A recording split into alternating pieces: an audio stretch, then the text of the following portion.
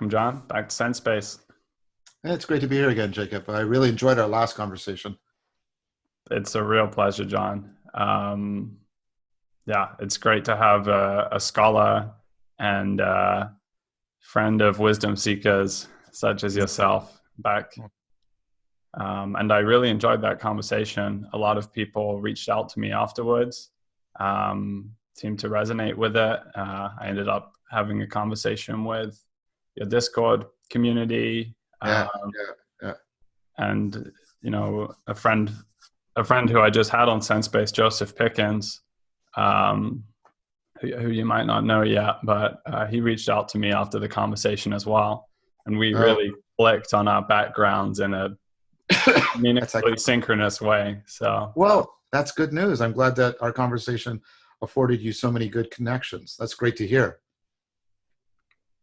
So, a little different from our last conversation, which was Sure. totally no sort of agenda. Right. There's a couple of things I talked about when I reached out to you. One of which was to kind of build on our last conversation where we explored Sure. dialectic, Yeah. and sort of building on your work. I've been exploring a lot about the dialectical nature of being, of reality. Right. Yeah. Yeah. And that's become a sort of a way of understanding at a lot of different lenses and levels of experience. And sort of one of the fruits of that has been this idea of the meta practitioner. Right. Yeah. With and yeah, seeing how we can. I feel the ideas about trauma and logos are somehow going to interact in here as well. So Sure. we're going to thread all the pieces together, and I'm going to try and remember that I don't know where it's going. And be listening for something that I haven't heard yet. Sure. Wow. I suppose maybe a good place to start is some work that I've recently done with Christopher Mastropietro. Two pieces of work. One is we edited and contributed to an anthology called Internet of Dialogues, which is at the publishers right now. And so there was a lot there, a lot of reflection on dialectic into dialogos and what's going on there. And then more recently, we've submitted an article seeking publication about the relationship between dialectic as a practice and the ability to overcome nihilism. And we were using that framework to integrate some of the fundamental insights about the dialectical nature of being, drawn from the Neoplatonic tradition, and the work of the Kyoto school, especially Nishitani, about overcoming nihilism. And as you can imagine, this could get very, very airy and abstract very quickly. So I'll try and keep it as basic as possible.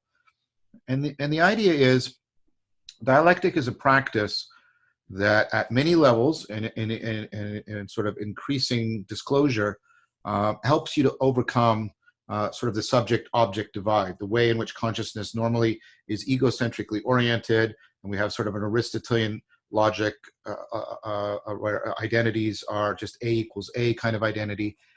And that's our sort of normal everyday cognition. And what Nishitani argued is that as long as we're within that framework, two things are bound to happen together.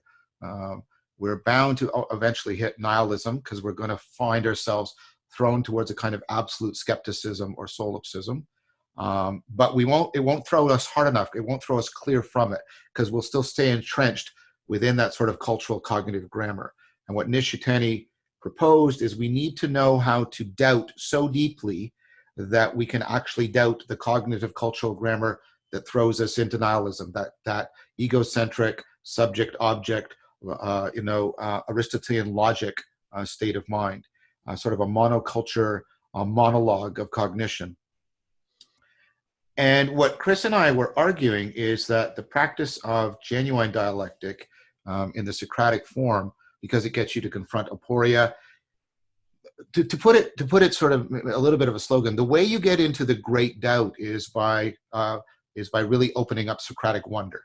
And Socratic wonder in the practice of dialectic, and when it becomes dialogos, when it takes on a life of its own, and both people get drawn beyond themselves, they get drawn into a process that's outside their own individual egocentric perspectives. They're open to identifying with someone and a view other than themselves, and then internalizing it, and then going through a process of self-transcendence in which they other from themselves and then re-identify. So they're breaking standard Aristotelian logic. I mean, even Hegel saw that with respect to the dialectic, but not as a conceptual thing, as a thing that's going on at the level of their lived, perspectival, participatory engagement and identity formation, etc. And so we argued that the dialectic can, if it taps deeply into its Socratic roots and its Neoplatonic culmination, can actually give us this higher order practice by which we can challenge the fundamental cultural cognitive grammar of nihilism. And we can turn the nothingness of nihilism into the no-thingness of non-duality and shunyata, which opens us back up to the deepest kind of connections we can have at the procedural and the perspectival and the participatory level. So the argument is that we have the potential by doing something which, right, because the Kyoto School was already trying to bridge East and West, right? We have the potential for creating through this very cross-cultural cross-cultural theoretical integration, an understanding of the process, the practice of dialectic into dialogos that would help us give people a genuine reason and to have hope that they have a response to nihilism that actually takes in practice, that takes in that is going to be found within the process of them meeting other people, going through development, internalizing other perspectives, exacting our fundamental cognitive and developmental machinery. So we think that it's plausible that dialectic into dialogos is going to be not our particular version, but the family of these practices that are emerging so prevalently right now in the West. I think they can be put into, sorry for the pun, into dialogue with both our own Socratic Neoplatonic roots and with the cross-cultural work done by the Kyoto School to give us a deep response to the ongoing trauma that we experience and label as nihilism. So it takes nihilism, I mean, this is going to piss the nihilists off. It takes nihilism even more, it's going to piss off the nihilists because what we do is, and what Nishitani argues, and this is how he argues against Nietzsche and others, is the nihilists don't take the nothingness far enough. They don't take the nothingness far enough. They don't have the machinery that literally encourages us, enwraps us in wonder, so that we can realize, do it like a fundamental aspect shift. We can realize the nothingness as the no-thingness that, was at the center, you can see sort of at the center of Zen, and therefore at the center in many ways of Taoism and Buddhism. So that's the argument. That's what we've been currently working on. Awesome. There was a lot there. Yeah. Sorry. No, absolutely. Part of what I'm realizing and exploring this idea of a meta practitioner and kind of drawing on some of the conversations you've had around, what might be a kind of shamanic sort of polymath type role to respond to the contemporary meaning crisis, which you've kind of, for people who don't know, you have been the sort of main articulator and sort of expanding on the depth and history of why the crisis of meaning today is quite deep and unique. So part of that is sort of coming to try and sort of translate and put what you're telling me into dialogue with all of the other conversations that I'm having. Totally. And part of that move that I sort of realized over the last few months was that I was sort of speaking to teachers, sages, people that I was really drawn to speak to, but I wasn't really engaging horizontally as much. Mm, mm. So the move that I've recently been exploring is just sort of putting myself out there into certain like communities just for practicing Excellent. this sort of dialectic Yeah. um, with people. And what you come up against very quickly when you're doing that is nobody knows what the fuck dialectic means, Yeah. Yeah. Yeah. Yeah. and they don't have a relationship with um, Socrates, and I don't have a huge relationship with Socrates except through Yeah. your Yeah. work.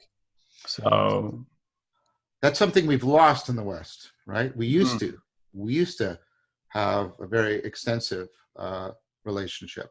Um, yeah, the it's a funny thing though. You're right, totally, Jacob. You meet and you try to, and that's why we're doing all this work. If what you described wasn't the case, there would be no need for the work, right? But the thing is, once the thing like we and Chris and I wrote about this, there's this weird other thing. This phenomenological thing is once people get into it, like where they and they learn how to start doing it, and they right and they start, they'll say things like, oh, they act like I always like there's this weird anamnesis, right? Oh, yes, I always knew that this is what I was always looking for. They act like, and I don't mean they act as if they're seeming. There's no pretense involved. They're authentically saying, right, right, right. This has always been here in some sense, but I didn't really know. And so what we tried to do is try to articulate people, well, where does dialectic come from in relationship to everyday conversation? Like, what is the relationship between just everyday discourse, everyday discussion and full-blown dialectic? And so that's also what we tried to articulate in the paper, because we think that there is a deep continuity. I think the deep continuity is the best way to explain these two, what seem like opposite results. People, like you said, don't know what the heck they're supposed to be doing. And then once they start doing it, it's like they turn on and right, and they do all this. I feel like I'm coming home, and there's get all this religious language, often from very secular, otherwise skeptical people about this process and what's going on. And so I think that I mean,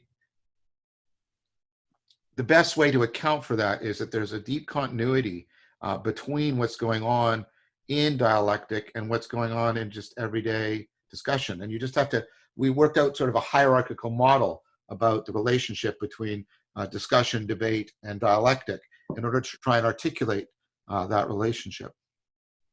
So, I mean, maybe I'll just say what it is briefly.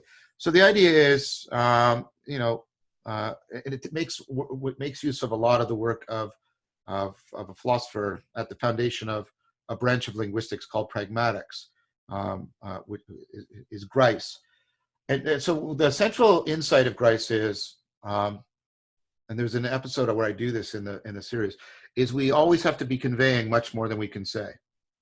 Because if we try to put in everything we're conveying into our words, we get like this explosion, a combinatorial explosion of everything we're trying to say. We just get into this infinite regret of trying to. So what we rely on is we rely on a lot of non-propositional especially process. as an academic. Yeah, exactly, especially as an academic. But so what happens, Grice talked about, like, we have a basic maximum that we're cooperating. And so what happens is, if you were to say, excuse me, I'm out of milk, right? I don't think that you want to lactate, for example. And I don't think that you are expecting me to have milk right on my person, right? And I make all these assumptions that you mean the milk of a cow and that you want to consume it, right? And you want it in a container. You don't want me to throw it on your face, right? And we know all those expectations are there, because if I violate any one of them, you're surprised and angry, right? And we got a sense of how much milk you're asking of me. You're probably maybe asking for a cup or a container. If I give you a drop or I give you a truckload, it's like, wait, that's not what I was asking for. So there's all of this machine that we're always conveying more than we're saying. Now, in everyday discussion, that's against the background right? A shared background of cooperation. Now, what happens is, right, we can come to a place where we realize that we're not in agreement about something, that we may have beliefs that are contrasting to each other. So we move to the level of debate. And then what we do there is we carry on the debate until we hopefully get to some resolution where we can get back to cooperation. And then we go back to just being able to discuss and live our social lives. And we have thought for a very long time, like our society's paid attention to those two levels a lot. Problem we're facing now is, what do you do when, right, the higher order, so even when we're debating, there's a higher order assumption of cooperation. There's a shared model of rational normativity. What happens when that's undermined? You can't debate your way through that. So if you're up against a nihilist, right, you're going to try and debate with them. You're going to try and invoke, you need to play by these rules, of the rules of debate. And they're going to go, they're going to throw some, very trenchant skepticism, or they're going to withdraw into a kind of solipsism. And then you're going to, and if you stay in debate, right, you're not going to get any resolution. And then what you have to do is you have to move to the level of dialectic. And dialectic is, how do we get back? What do we do to reconform ourselves to each other and to the world, so that we once again get a shared sense of cultural cognitive normativity? We get a shared culture of how we're going to interact with each other, so that we can then drop back down to the level of debate, so we can resolve our theoretical disputes and drop back down to the level of living our lives. And so the thing about dialectic is, you only get there after these other levels have come into question. But you're still using the same machinery. You're still ultimately relying on the pragmatics. Even in everyday discussion, remember what I said, most of how I'm giving meaning to you is in terms of what I'm conveying, not what I'm saying. And as you go up the level, it goes more and more into that. When you get to the level of dialectic, it's purely pragmatic. You're just trying to convey to each other, so that you get back into communing with each other, so that the communication needed for debate is possible, so that debate can be resolved and put us back into everyday discussion. And so when you're engaging in dialectic, although you're using propositions, the pragmatics is way more important than the propositions. The propositions are basically vehicles by which we try to become aware of how we are trying to convey and co-create a new kind of shared intelligibility, so that we can come together and we can actually effectively debate each other instead of in an adversarial process. It's very much like, many people have said what's going wrong, or the difficulties facing the United States right now is debate has died, because both parties have lost a shared overarching commitment to America and to democracy. They don't have the shared normativity anymore. They're not moving in the same cultural space at all. And the debate mechanism doesn't work for resolving that. It just gridlocks. And what people are looking for, incoherently mostly, is, how do we get back to the place where we share something, we share the space in which we are willing to debate again in a fruitful and functional fashion, rather than gridlocking, so that we can solve those problems, so that we can get back down to just talking to each other and living our lives again. So that's the basic argument in a nutshell.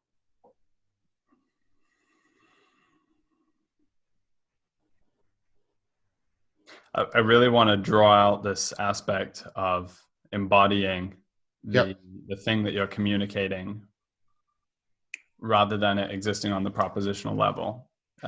So I apologize. I mean, I don't like to do this. I'm getting in a bit of a performative contradiction here.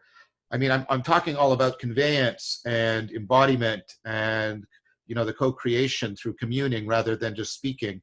and listening as much as speaking, and opening up to the other as much as, and all I did was present a treatise to you. So I welcome this. We need to shift back into, yes, well, like let's try and do it with each other. Mm-hmm. So there's something about this quality of dialectic, which perhaps, if you were to encounter a Socrates or a Jesus or a Buddha on the Yeah. road, he's quite unlikely to announce to you, his scholarly or religious authority. I think the way that, or the shaman for that matter, or the meta practitioner or whatever it is, shows up relationally always and contextually, because they're embodying this spirit of dialectic. So I'm not going to come into a conversation with any given person with a totally prefixed agenda of where I want it to go. And the underlying orientation has to be towards greater ease, friendship, a sense of a shared inquiry towards truth, which of course necessitates a sense that truth is a possibility, and something that we can experience in the same way they experience beauty in the world. And so in order to show up in this way, as I am, doing the work of attempting to do now, making myself available to people, jumping into these conversations for an hour or 90 minutes with no idea really where it's going to go, I feel I'm honing somehow this skill set. And especially in a context where we don't necessarily, the topic of dialogos and what that is, this notion of a sort of emergent truth and an intimacy in relationship to a kind of felt sense of mystery coming between two people. That doesn't get named until there's a sense of demonstrating it, I guess. Yeah. I mean, so this is where the distinction between the language of explaining and the language of trading is really important. What I was doing a few minutes ago was explaining it to you, because what theory is supposed to help us see, but it's not the same thing as doing it. Yeah, I mean, when you're entering into this process, typically what you do is you do practices just to get a flowing intimacy going, and you shift people out of, it's a sequence of practices you do. You basically try to get people into a collective flow state where they are flowing with each other. There's the back and forth between them, but you also try to get them, and this goes back to the earlier point. You have to shift them. I don't want it to sound so manipulative, but that's the best language I have right now. You're trying to get them out of that egocentric orientation that's locking them in. You're trying to get them to be open to being coupled to the process. So what's emerging? As you said, you're trying to get people. So for me, what you're really trying to do is you're trying to get people to cooperate, to wonder together. Remember, I was saying that's how you get people to confront what is beyond. You try to get people into a state of insight, but not the kind of insight in which we're going to get an answer. It's the kind of insight that opens up the wonder even more, so that we start co-wondering together. We start wandering together over the landscape of intelligibility, and we help each other to see what we couldn't see before, but we're also encouraging each other. Your presence helps me deal with the threat, because I have a sense that you're there for me, if, if this gets a little too, ooh, that's because, if you push, Mm. if you call too much into question too quickly, people get like, right? But also, if you don't call enough into question, people get satisfied. They get self-satisfied. We have a good term for that, right? And so you're trying to get this optimal grip, this sweet spot of co-wondering, where you and I are mutually affording, wandering over the landscape of intelligibility, seeing what we couldn't see before. And because of your encouragement of me, I'm more liable to see the emergence as something beautiful or Mhm. maybe awe-inspiring, rather than horrifying or threatening or defensive. And hopefully I am doing the same for you. I am affording you to wander, right, and encouraging you, so that that that emerging sense. And here's the thing, right? If we start to get into that and we're playing with it rather than trying to bring back things that we're going to tell our friends later or whatever, and we all do this, whatever egocentric narcissism is at work. But if we can also get to a place where the presence of that process of beautiful emerging intelligibility, we start to do it for its own sake, and we start to love it for its own sake. And what that does, and there's no words that can do it, this shifts you from seeing reality in this sort of hard subject object thing, Mhm. you Mhm. know, way, and it opens you up to the presencing out of no-thingness, right? Because, like you said, that's another word for mystery. That where does this keep coming from? Where does all this moreness and like where does all this intelligibility keep coming from? And it seems to have this life of its own that's beyond you and me. And if we can get to that place where we can sense that and find it awe-inspiring and beautiful rather than terrifying and threatening, we can come to internalize it, identify it with it, and then we're outside of the very framework that traps us into that kind of adversarial position.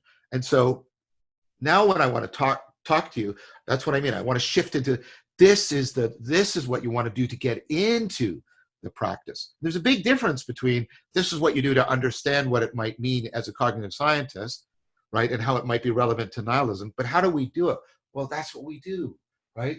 And so I have to sensitize myself to the superlative, right? Because if I experience the loss of all of this structure just as the collapse of being, I will experience this process as privation, as Mhm. loss, as nihilism, right?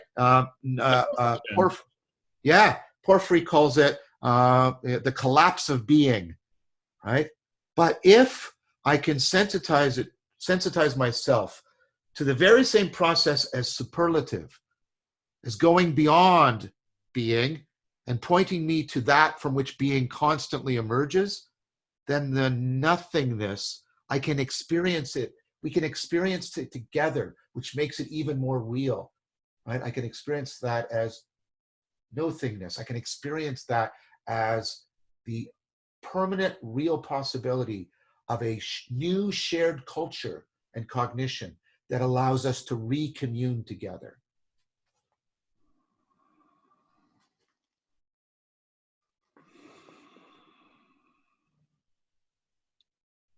So there's something really important that's been coming out of your dialogues, which has Yeah, been this exploration, not just of dialectic as we've talked about it, but that the embodiment yeah, of that understanding of dialectic actually means being in dialectic, in conversation, we can say more accessibly, in conversation between experience and dialectic. yeah, And so totally. both in the sense of I want to now reconnect my experience with the dialectic we're having, but also in the course of my listening to you, I'm attempting to hold this dialectic between what's coming up for me in my brain and what I want to say next, and Yeah, then coming back out to you, Yep. Yep. and Yep. to not within the first few moments have figured out what I want to say and now be in a state of waiting for you to finish Yeah. so I Yeah. can say it. Um, Yeah. so it's a Yeah. listening. There's almost a total entanglement of listening and dialectic, because in order Yep. to be embodying it, we're listening constantly Yeah. Yeah. Keep going. um, to this dialectic occurring both within ourselves, um, and then, part of my sort of playful expansion on this in the last few weeks has been to consider how we are, how this kind of maps onto all of the most important aspects of our lives. For Yeah. example, our most meaningful relationships can be considered a dialectic or a conversation that occurs over a long period of time Yeah. Yeah. between you and your partner, um, the parent and the child. Um, the relationship that you have, and that I've recently discovered since I actually moved to Berlin since we last spoke. I was in Athens. Right. I followed my intuition to visit a woman in Berlin that I've been talking with, and now thankfully in a lovely relationship with. So Congratulations. thank you. Yes, it's a happy occurrence of this year, and somehow somehow faith affirming in reality, I guess, that I should create this. We'd met a year before, but she actually got in touch with me when I produced the first episode of Sense Space and put it up. Oh, Connected wow. me. Wow. So, and what was really interesting, I've been in this men's group that I connected through Rebel Wisdom, talking about men's experience and trauma, but really in a way that doesn't sort of focus on trauma in isolation, but actually is a kind of opening up of possibility space. Right. It's been Right. Right. really awesome. And Andre Pellegrini, who runs it, who's really brilliant, he reflected to me like sense space. That kind of sounds like the opposite of trauma. Oh, good. And so That's I was, I think I spoke to you about this the first time we met, but I really got into dialectic. I got into engaging outwardly with the world more with this, out of being in the meaning crisis, yep. at the deepest, most embodied level possible. And so here we are. Can I ask you a question then? Mm-hmm. Because this, right? This, well, there's several questions I want to ask. Well, let's ask the first one. This, because I think there's a part of this that's really important, and it was lacking in what I've previously said, and I think, and it really points to the nexus of embodiment. Because you talked about sort of, if you'll allow me to use some directional metaphors, you talked about sort of the internal up and down between sort of the conceptual and the perceptual. If you'll, right, you're moving back and forth between, right, how you're thinking and then how you're actually coupling to the world. So there's this, but you said that's sort of a vertical dimension, right? You're right, and then you talked about the horizontal between us, and then I think you said something really, really important: keeping those two, right, in sync with each other, so they stay in touch with each other. So you sort of optimally balanced between them. That to me, that's the crucial. That's the crucial thing. That's the point of the most authentic embodiment and engagement and enactment. So what does it, sorry, I don't mean to sound therapeutic, but what does it feel like when those are in sync? Because you brought it up. And what does it feel like when they're out of sync? Mm-hmm. How are you feeling your way through that? And of course, I don't mean just tingly feelings in your body. I mean as much your conceptual awareness, your preemptive awareness, right? Your inactive awareness, your perceptual awareness. What does it feel like when they're in sync? And what does it feel like when they're out of sync? Okay, this is hopefully going to come out nicely. um, Somehow connect with the Christianity thing that we were riffing on before. That's fine. That's fine. Um, so there's something important about dropping into, Zach talks about pre-tragic, post-tragic. Zach Stein. Zach Yeah, Stein. Zach Stein. Connecting with uh, trauma can actually be the movement from a greater disconnection from self to a move into Yeah. Yeah. um, a process which is affording of a deeper connection Yeah. Yeah. to self. So, and I've been, in this work for about a year and a half or more, and so it's been a very important aspect of my life, and it's been actually where most of my insights and a sense of a kind of there's a sort of axis of movement into embodiment where it Mm-hmm. feels as if you're getting closer and closer to the physicality of experience. Uh, Ah, and it's very difficult to not start using languages like energy or yeah. energetically when we get into this, because the state of trauma I've ultimately found as a state of fragmentation. Yes, I Um, agree. and so that fragmentation tells you, you experience it as a contraction of your reality, sort of Yeah. shrinking in as you sort of showed with your hands. But there's also a narrative contraction as well, I and agree. a sort of incapacity to see, to perceive that you rest within a process. You are now defined by this state of fragmentation that you're in.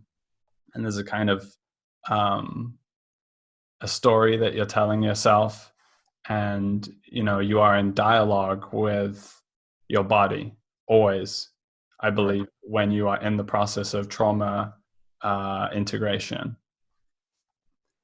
So there's something about there is an art, I guess, which for me a lot of it has been to do with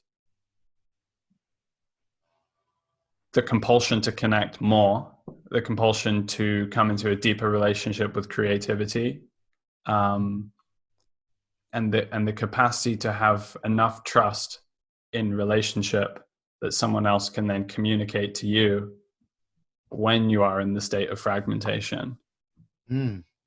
Mm. And so I began to wonder whether my view of trauma to be fully integrated necessitated that trauma itself be on an axis in relationship to, um, we can talk about what it might be, but something like creativity or Sure. greater connection with world. Um, and so So I'll throw it back to you. yeah. So let me see if I'm understanding you. So it sounds like what you're saying is, like, part of it is that you're moving from a sense of being fragmented within yourself to being sort of more connected to yourself, and that is also expressing itself in, right, a movement towards sensing an increased connection to other people, in the sense not just of what's happening in the moment, but also in a sense of a more permanent, a sense of a more permanent possibility that it's emerging in you. Like, you're getting a sense of, I could be more connected than I am. I could be more in connection to others than I am. And that start, and you, is that what, and I don't know if I'm right or wrong here, but I thought I heard you saying that sense that you're moving towards overcoming inner fragmentation and affording more real connection to others. That sense is a kind of trust in you, but because the process is like, it's creative. Do you mean that it's growing, but it's growing in a way that it keeps pace with your ability to make sense of it? Because I could imagine stuff emerging and it would be like, that's not creativity, right? creativity is appropriate novelty, right? So there's novelty coming up, but you can appropriate it. I'm not saying it's painless. I'm not trying to paint it with rose-colored glasses, but it sounds to me like what you've got is that you've got a sense of, well, I would call it like encouragement, trust in the creativity, because you've got something going on here where this connection and this connection are reliably now starting to support each other, talk to each other. And it keeps taking you a step further out of the cave, but it keeps helping you adjust your eyes to the new things you're seeing. Is that, am I overreading it? Am I underreading it? Am I misreading what you're saying?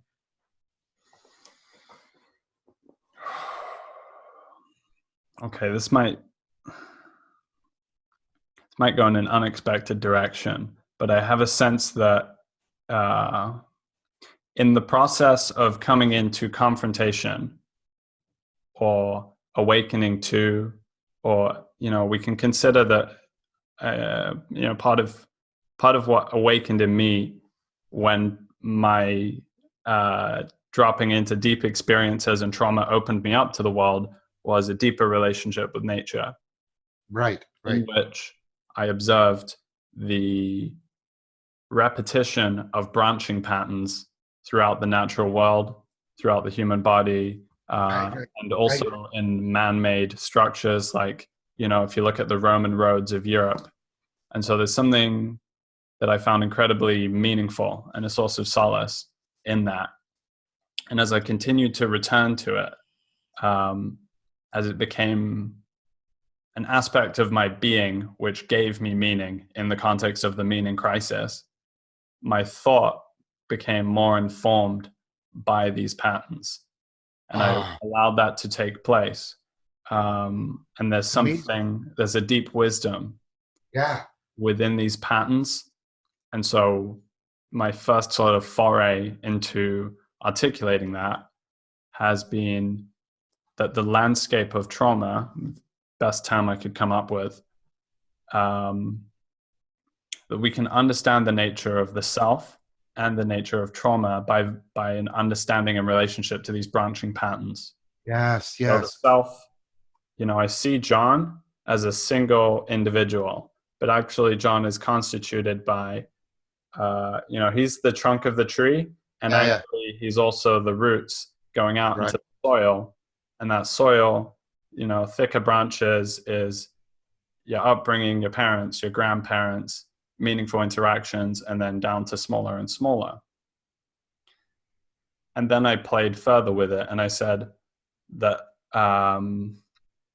the circumstance we arrive at in adulthood may well be that we have certain branches which are illuminated to us and certain branches which are in shadow.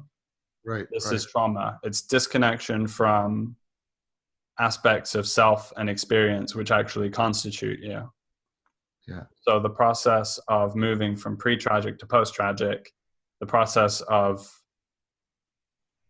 attaining deeper levels of wisdom and relationship to reality, I would suggest, is of coming into awareness and then connecting those roots into world. And so the more parts of self that you integrate, the more sort of branches that your tree needs to have. And so if you were living a very sort of constricted, narrow, and pointed life, where you just did the same thing over and over again, like working a dull office job, actually getting the opportunity, which many people in our society don't have, to step out of that in the way that would allow you to drop in to those deeper disconnections. You might need to change the way that you're being in order to be in relationship with these fuller aspects of self. And so for me, it's been, not doing kinds of, work and a relationship to work that's traumatizing to me because it's not actually in connection with my body. Discovering drawing, discovering music, discovering connection, And I think we have to begin to find the way in which this becomes our superpower, so to speak. Yeah. That, you know, initially when you drop into this, you're going to be naked Yeah. and incredibly sensitive energetically in ways that people who haven't been through this process will not understand. But your sensitivity to the energetics of people and environments become incredibly heightened. Yes. Part of that is because your body is in anticipation or fear of the thing that traumatized you. But in the process of integrating that, you don't lose those sensitivities. You integrate them now, and you learn how to have proper boundaries.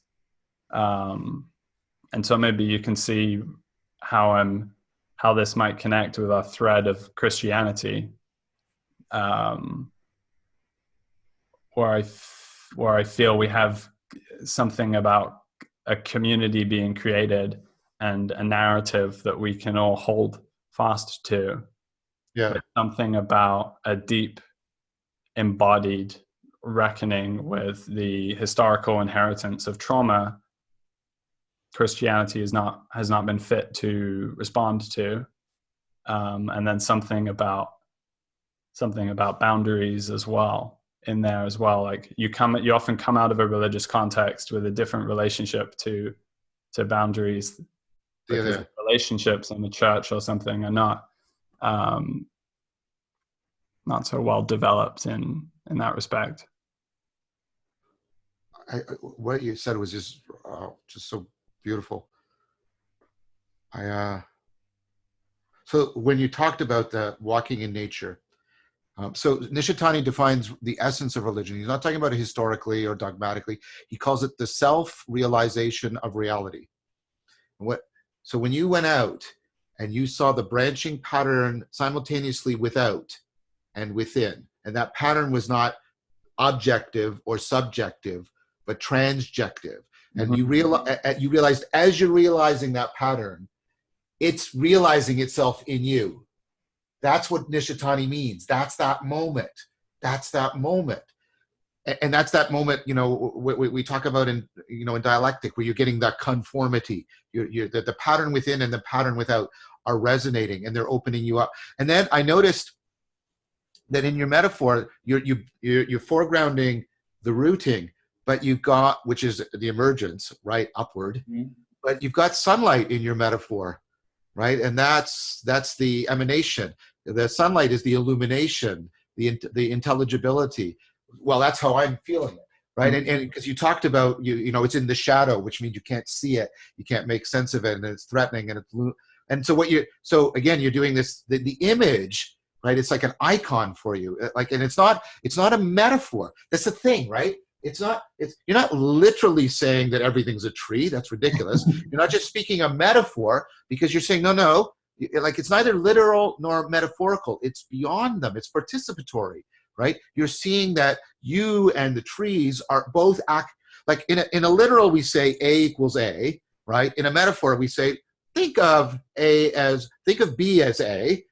Mm-hmm. But what you're actually saying is A and B both point upward or downward, whatever metaphor you want, right, to something that they both participate in. The branching in me and the branching out there in the world are both, you know, siblings of the branching of reality, the way reality realizes itself. And you use this dropping into metaphor about you're getting in sync with that lower connectivity. That's why you use the roots, right? Because they sink in, right? And they reach into the ground and they draw nourishment from it. But you're right. It's just, do you see what you do what you learn to do in dialectic? One of the things you do is you learn to celebrate these iconic images, right? That are neither literal nor metaphorical, but are iconic and participatory. And what you try and get people to move into them, like the way you did spontaneously. You inhabited it, you relived it, and you were opening it up. And then, like what I did with you, I would say, but what about the sunlight? Tell me more about the sunlight. in your icon. So, Jacob, tell me more about the sunlight in your icon because it's there. What's it doing? It's it's utterly confounding, to be honest with you. Yeah, Um, it's well, it starts out with the relief of being in safety, right. ultimately in relationship, and then from there, uh, there's a certain sort of letting go that can then be a fully participating. Right. Um, and what I wanted to sort of riff to throw on that, because we talk so much about logos and how with this dialectic we're eventually reaching um, a dialogos. Yeah. I believe that nature, or in particular these branching patterns, and um, what they convey to us is kind of the logos of nature, but perhaps not just nature, reality itself. Right. And so we don't just look at we don't just take this branching pattern to the self and to the past. We take it out into the world as well. And we say to individuals with these branching patterns, why is it that traumatized people continually find the person that corresponds with their trauma? Why Right. does Right. someone who has a fear of being attacked or something, I've seen this many times, particularly with women, continually attract the predator who Yeah. Yeah. somehow is energetically detecting this? The dark side of this is that there's a certain inevitability in our trauma that we're not conscious of finding its partner. But the beauty of it is to understand that somehow, as we move through each relationship and play these things out, that the logos of the trauma itself is to come to be resolved through relationship. So Uh, is the light then the understanding that's available from the logos? Like just try to feel the light. Like in your metaphor, you looked up, you did this, right? You did this, and you opened your hands like a branching tree, and you opened your eyes. What are you looking up to? I'm looking at the stars, John. Yeah, I'm going out at night and I'm finding the spots where the street lights don't block out the sky, and I'm looking up at the stars, and then I'm and what coming does that home. convey to you? What does that convey to you when you're looking at the stars? Like, how do you become different than you normally are when you're looking at the stars? It's bliss. It's a kind of bliss, and it's it's sort of emanating out of your. You can feel it on your whole exterior.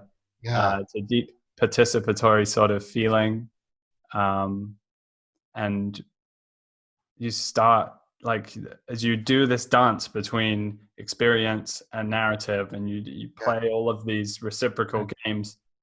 The fruit of it is more artfulness.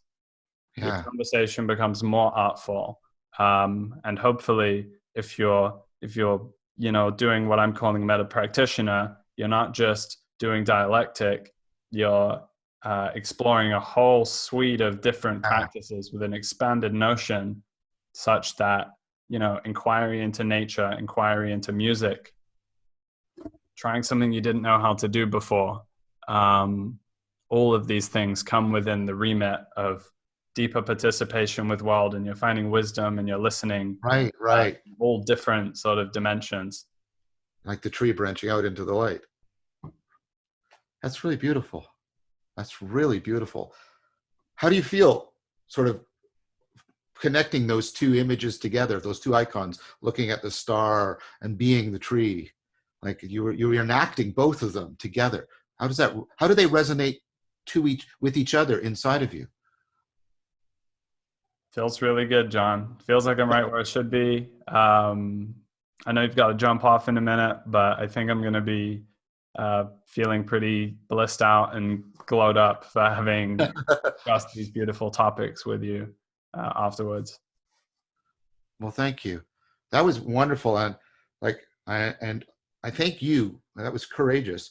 I thank you for indulging me, because we moved between theory, the discussion, and then we moved into theoria, the actual contemplative practice of doing dialectic, right, and getting into like really unfolding and unpacking, you know.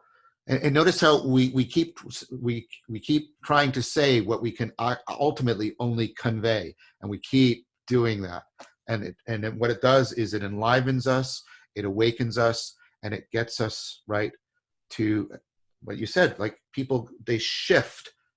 They do this they're capable of this fundamental shift from a sense of privation to a sense of what's superlative, what is beyond, like the stars.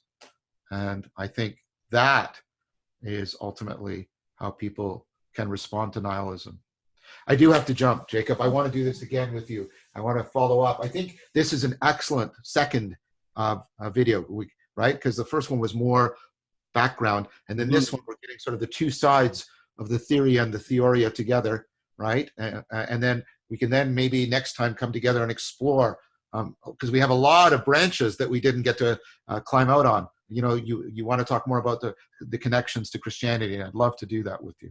Awesome, John. And maybe we can see about getting a third conversation player in here and really get going in the pot. That would be fantastic. I'm very open to that. I love doing three-way dialogue. Awesome. Great to have you on, John. Look forward to the next one. Thank you so much, Jacob. Me too. Let's make sure we set something up. Great. Okay, I got to jump. Take good care. Thank you. That was really wonderful. So vibrant and vital. Thank you.